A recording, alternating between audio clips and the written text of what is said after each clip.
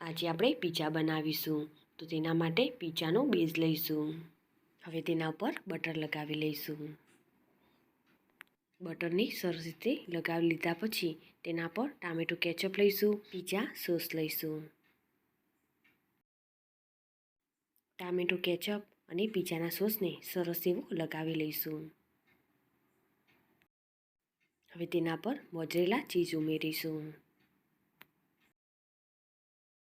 અને તેના પર પ્રોસેસ ચીઝ ઉમેરીશું.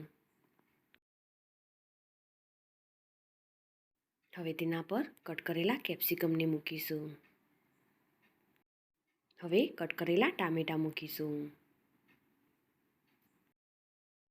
અને કટ કરેલી ડુંગળી મૂકીશું અને બ્લેક ઓલિવ્સ મૂકીશું.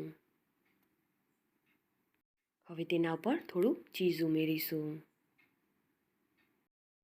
હવે તેના પર થોડો ઓરેગાનો અને ચીલી ફ્લેક્સ ઉમેરીશું. હવે એક પેન લઈશું, તેમાં બટર લગાવી દઈશું અને તેમાં પીઝાને મૂકી દઈશું. 3 થી 4 મિનિટ માટે તેને આપણે થવા દઈશું. ગેસની ફ્લેમ લો રાખીશું. ચીઝ મેલ્ટ થાય ત્યાં સુધી આપણે તેને થવા દઈશું. તો પીઝો આપણો તૈયાર છે. તેને આપણે સર્વ કરીશું. ઓવન કે ઈસ્ટ વગર પીઝા બેઝ અને પીઝાની રેસીપી જોવી હોય તો નીચે લિંક આપેલી છે. અને મારી રેસીપી તમને ગમી હોય તો લાઈક, શેર અને સબસ્ક્રાઈબ કરજો.